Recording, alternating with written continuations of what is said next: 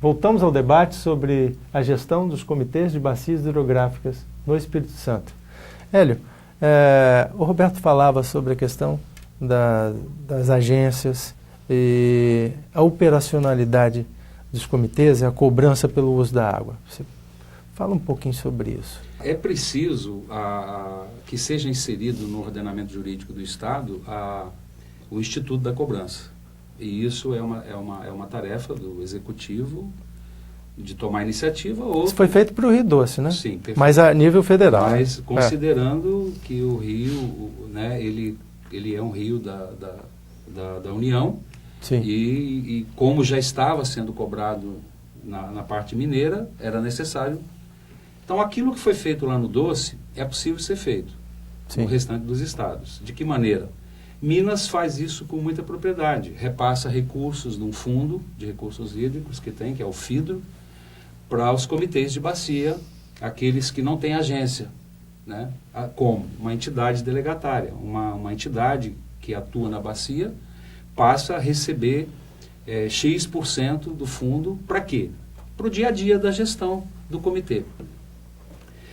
Isso está sendo proposto aqui no Estado. O Fórum iniciou essa discussão, o foco do Fórum hoje é esse, resolver a estruturação operacional dos comitês, para que os instrumentos de gestão de recursos hídricos sejam avançados. E propusemos aí, avaliamos a legislação que existe no Estado, o decreto que criou o Fundágua, que é o fundo, que é o semelhante ao FIDRO de Minas Gerais. E ele permite repassar recursos para operacionalizar os comitês. Então, produzimos um documento, foi discutido, foi encaminhado, esse documento hoje está sendo avaliado pelo Conselho Estadual de Recursos Hídricos e também ele foi protocolizado na Secretaria na Casa Civil do Governo do Estado. E solicitamos também uma audiência com o governador do Estado para que nós tenhamos a oportunidade de explicar, né, para o governador a visão que os comitês de bacias têm em função do momento que os comitês atravessam. Eu costumo dizer que nós já temos uma década de comitês no Espírito Santo. O comitê do Itaúnas foi criado em 2001. O meu comitê, que é o comitê do Benevente, foi criado em 2003. O ano que vem faz uma década. E se formos avaliar todo o processo, todos os resultados das ações, nós não temos muita coisa para registrar de ações dos comitês, exceto uma ação de educação ambiental, agora o comitê do Santa Maria e do Jucu discutindo a construção do plano de bacia, o nosso comitê, o Benevente, tem um recurso para a construção do plano de uma multa da Samarco, quase R$400 mil. Tirando isso, nós não temos muita coisa para discutir, não. Agora, Hélio, o foco não é a água. Os comitês, eles não são o problema, né? Que o problema é a gestão das águas. O comitê é uma das formas de gerenciar, a forma que a legislação coloca, de ter uma gestão mais democrática e transparente da gestão da água naquela bacia hidrográfica, né? A essência da política nacional e a estadual de recursos hídricos diz isso. A gestão compartilhada. Sim. Quer dizer, passa por isso aí. O modelo nosso é baseado no modelo francês. O modelo francês conseguiu despoluir o Sena. Esses resultados são claros. Sim. Esses resultados são claros. Então, nós precisamos avançar nesse sentido. Por que eu me refiro a avançar nesse sentido? Porque nós temos situações dos comitês que nota-se um esvaziamento muito claro. Os processos eleitorais, os comitês elegem suas plenárias a cada 2 anos e elegem suas diretorias também a cada 2 anos e percebe-se que há um esvaziamento. De uma plenária para uma nova plenária, há um esvaziamento. Aí os comitês fazem processo simplificado. Hoje, por exemplo, nós temos vários comitês que estão fazendo processo eleitoral simplificado, só para completar, para preencher vagas que não foram preenchidas no período normal. O que isso quer dizer? Que os comitês não são atrativos. A sociedade não vê nos comitês uma ferramenta fundamental para fazer a gestão das águas e para dirimir os conflitos que existem. E só para para frisar, no nosso estado, no Noroeste, nós temos áreas de estresse hídrico e que são conflitantes, que está exigindo até a intervenção do Ministério Público estadual. Até o Ministério Público criou um fórum estadual de recursos hídricos, do próprio Ministério Público. Por quê? Porque há rios nessa região do estado e que no período de ausência de chuva, tá, a oferta de água diminui significativamente e aí gera conflito. Sim. Agora, esse esvaziamento é proposital dos comitês ou por falta de uma organização, talvez, dos órgãos envolvidos na questão? O que vocês atribuem, Roberto? Isso aí é uma pergunta bem interessante para a gente responder, porque realmente, desde o início do processo, né, de criação dos comitês, a gente já sentiu que a sociedade ela não conhece e não sabe bem ainda o que é um comitê, né? Então, a própria divulgação, a própria participação num debate como esse, a gente está colocando no ar, é para que as pessoas entendam, né, a legislação e como funciona isso aí. Então, o comitê hoje, por ter essa representação, é importante que a sociedade soubesse disso, conhecesse mais. Mas pouco foi feito para esse entendimento da sociedade. Eu vejo muito pouco principalmente atingindo o quê? Atingindo o poder, vamos dizer, local de cada município, né? Os prefeitos principalmente, pouco se envolve nessa questão hídrica, né? Na questão dos comitês. Como é uma atribuição do Estado, né? A parte hídrica é atribuição do Estado, a responsabilidade pela legislação, não do município. Mas o município teria que estar participando efetivamente no comitê. Mas os prefeitos não veem, né? A maioria, pelo menos hoje, não vê assim, não tem essa vontade política. Então, acho que essa vontade política, principalmente dos municípios, teria que ser despertada de alguma forma. Talvez pela base, né? Pela própria sociedade. Acredito que pela própria sociedade. Então, isso aí influencia muito nessa não participação. O que ele colocou tem bastante propriedade, porque no nosso comitê agora nós também estamos com um processo, né, simplificado, né, apesar de que ainda diminuímos nossa plenária. Né, da plenária anterior que nós tínhamos para agora, nós diminuímos o número de membros, porque na anterior a gente não conseguia nunca preencher a quantidade de membros que a gente precisava preencher. Então nós diminuímos, né, a plenária anterior fez uma reunião, nós fizemos e decidimos por diminuir, e mesmo assim temos dificuldade ainda de completar a plenária. Certo, Jorge.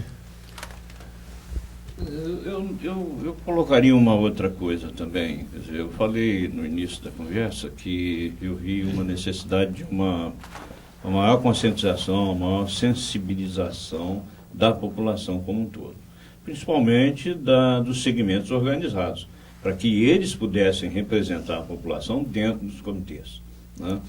E eu entendo que o comitê organizado, com dotação orçamentária através das agências de cobrança ou através dessas entidades delegatórias, né? A coisa mudaria um pouco. Por exemplo, nós estamos vivendo um momento, eu saio um pouco da gestão da água, mas está ligado à gestão.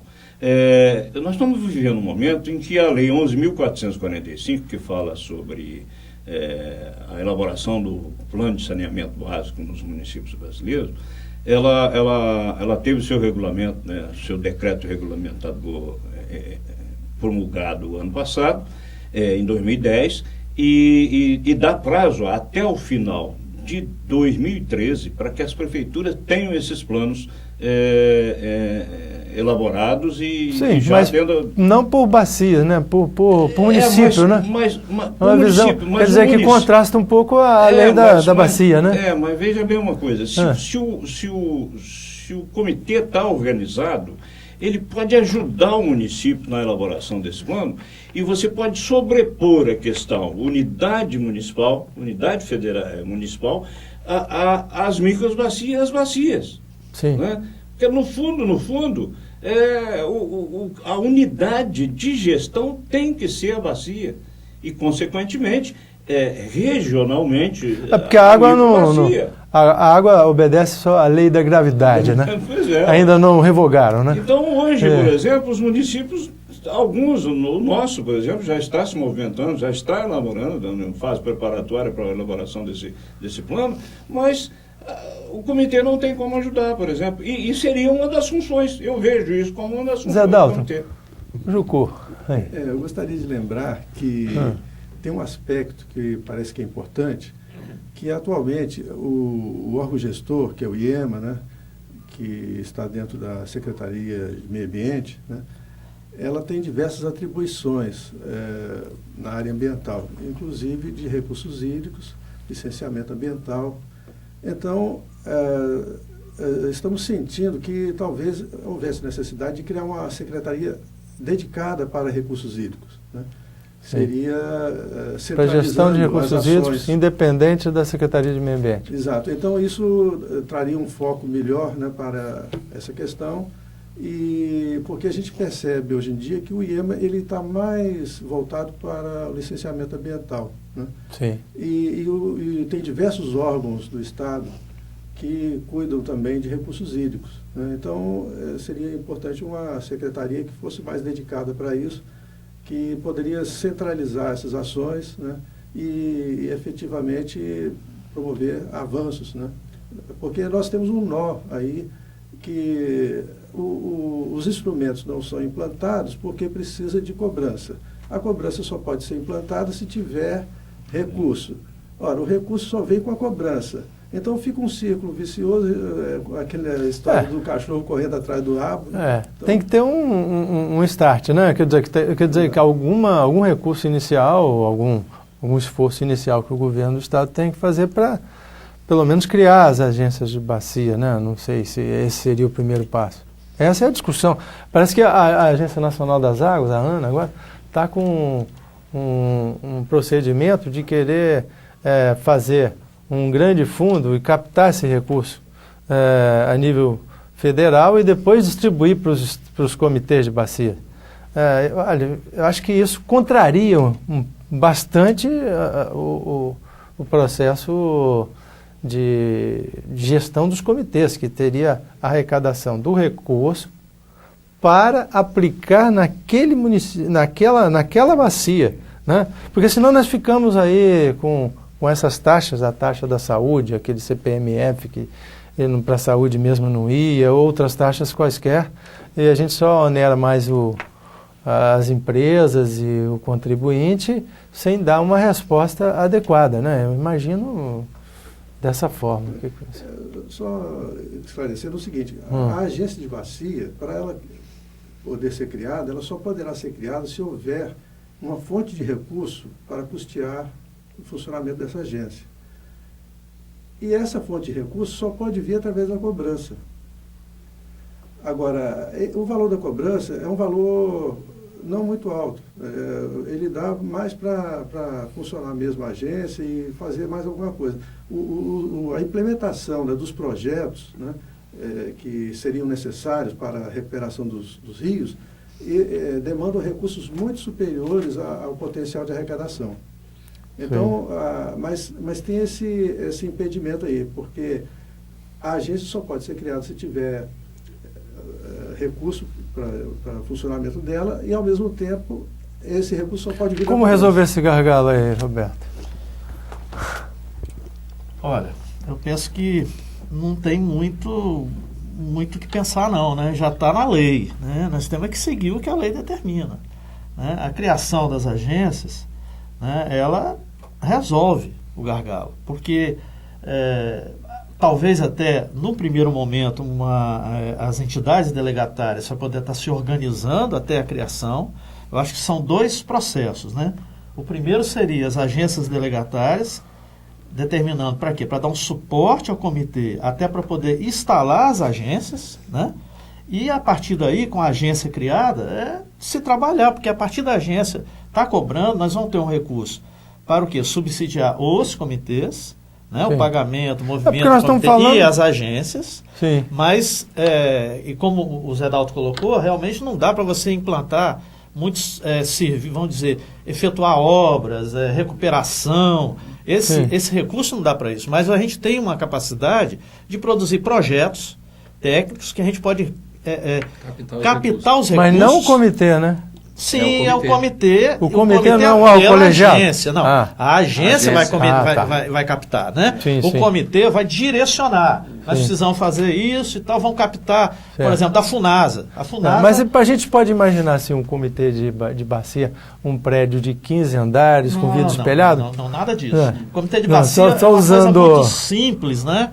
Que a gente vai ter que ter, é um corpo técnico, na verdade. O que mais a gente precisa é um corpo técnico, né? São algumas pessoas... Para ser o executivo. O executivo e quem faça também a parte técnica, até de projetos, né? Elaborar projetos, né? Porque qual é a questão de você captar recursos? São projetos, né? Se você tem bons projetos, você capta recursos com facilidade. Mas para ter projetos, você precisa ter técnico.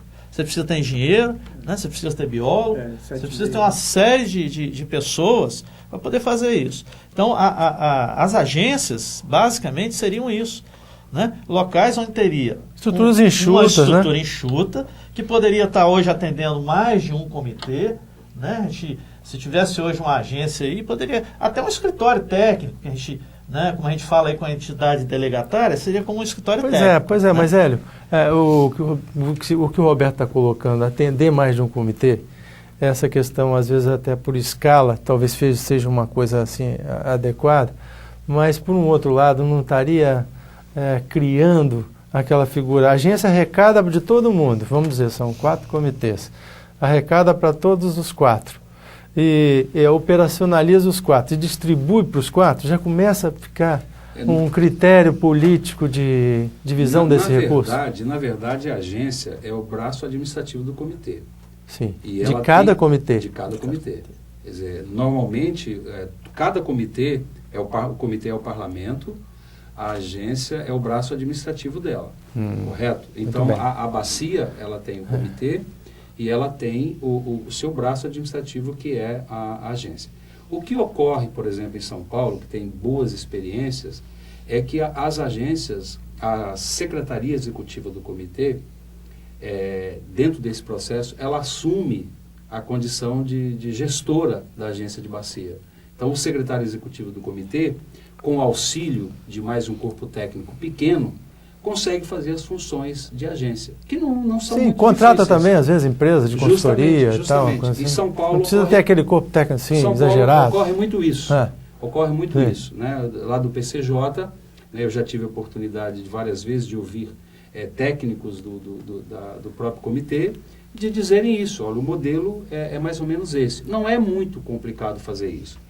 Aqui no Estado, o que nós queremos para avançar, e entendemos que vai ser uma ferramenta para avançar, é que como nós não temos a figura da agência de bacia, nós queremos criar esse mecanismo que funciona em Minas Gerais, que funciona em São Paulo e outros estados da federação, de que o recurso do fundo que está aí, ele seja utilizado, né? A gente usa muito entidade delegatária, mas é uma palavra muito desgastada. Mas é uma entidade, uma instituição conveniente, que assina um convênio com o governo do Estado para captar aquele recurso, mas quem vai administrar aquele recurso é a agência de bacia. E ele só pode ser utilizado... Em contas separadas, a conta do Jucu, a conta do Santa Maria, a conta do Benevente. Aí é mais ou menos o exercício. Ou a gente vai ter o critério político definindo sempre a vinda de recursos, como aqui nós temos a União, aqui, né, no Espírito Santo, não chega o recurso aqui para a gente. Correto. Na verdade, esse critério político, nós não podemos descartar o funcionamento dele no comitê. O comitê é um retrato da sociedade. Agora, o que é preciso fazer é fazer o exercício da pactuação. Pactuar. Se não houver pactuação dentro dos comitês, a gestão dos comitês vai ficar falha. Nós não podemos imaginar que uma empresa gigante que faz parte da bacia, ela não senta dentro do comitê para discutir o seu processo de produção. Então, se não houver pactuação, se não houver construção do consenso, essas palavras, elas são muito ligadas com a gestão de recursos hídricos, porque a metodologia ela é extremamente participativa. Se não houver discussão, se não inserir essas questões dentro dos comitês, nós não vamos a lugar nenhum. Então, o processo é mais ou menos por aí. O processo vai passar por isso, não pode descartar o discurso político, avaliação de forças, quem é mais forte dentro disso, dos comitês. Tudo isso tem que ser discutido num plano da igualdade. Ora alguém cede, ora alguém ganha, enfim. E aí nós vamos construindo no consenso. Mas o que eu quero frisar, e que é muito importante para a sociedade entender, é que o recurso da cobrança pelo uso da água, ele só pode ser utilizado na bacia. Ele não vai para a conta de governo, ele vai para a conta da agência.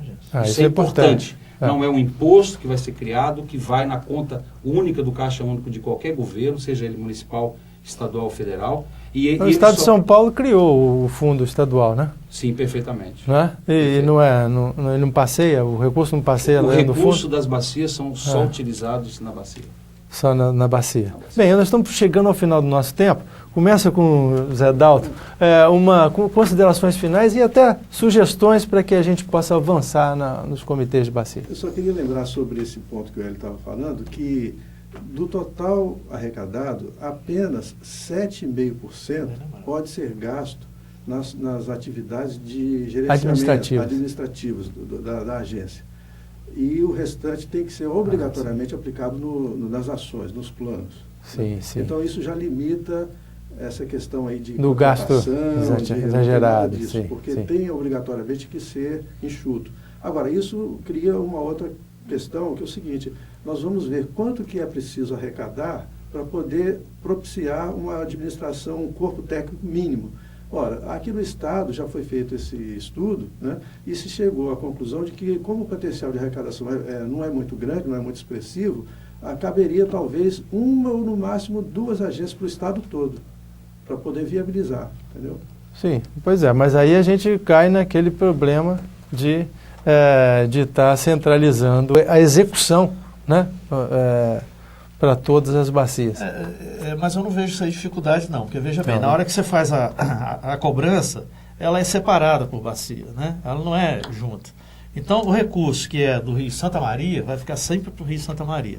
Só a parte que é da gestão compartilhada, que é da agência, é que vai ser rateada entre todos. Sim, né? sim. Mas a parte de aplicação na bacia, cada um vai ter o seu recurso, independente.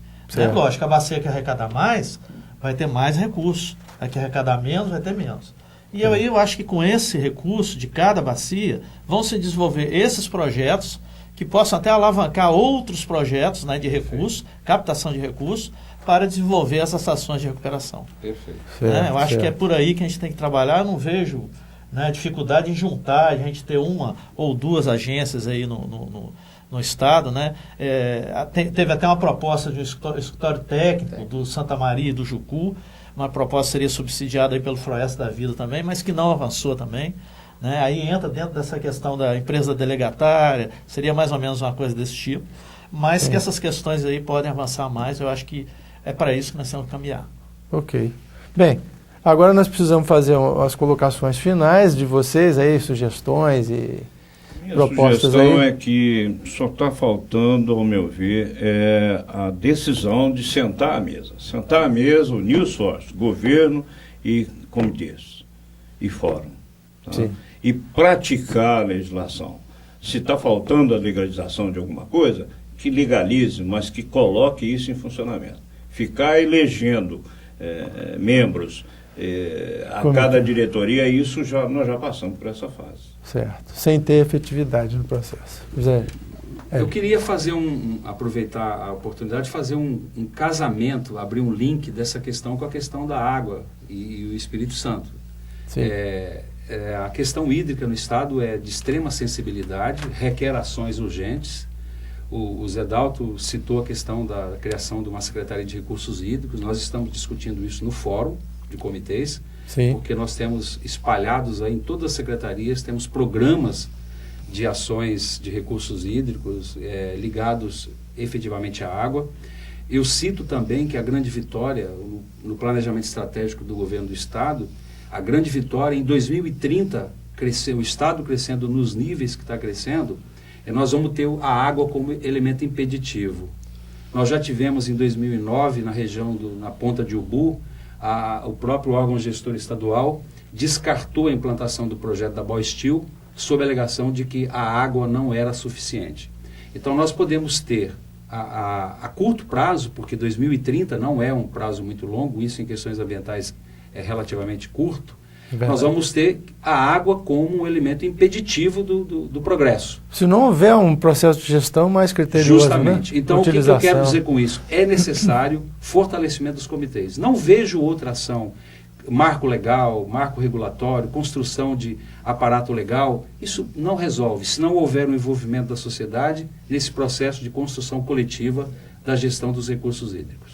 Roberto. Eu penso aí, né, igual o Zé Dalto falou lá da questão do Jucu, e a gente acha que o caminho é esse mesmo, viu, Dalto? A gente avançar, né, trabalhar no sentido de construir, né, um trabalho cooperado também entre todos os comitês, né? Eu acho que aí o Hélio, no caso, está fazendo um bom trabalho lá no fórum, e nós estamos somando força. O que precisamos agora é do apoio realmente, né, do governo, principalmente estadual, para que isso chegue ao que a gente está querendo, né, chegue até, avance e chegue aí na nossa agência, né, para a gente poder estar desenvolvendo os trabalhos necessários para termos água aqui nesse estado, porque senão a coisa vai ficar difícil. Ok. Gente, eu agradeço mais uma vez a presença de vocês. E desejamos que esse processo se desenvolva e a água seja bem gerenciada aqui em nosso estado. Beleza.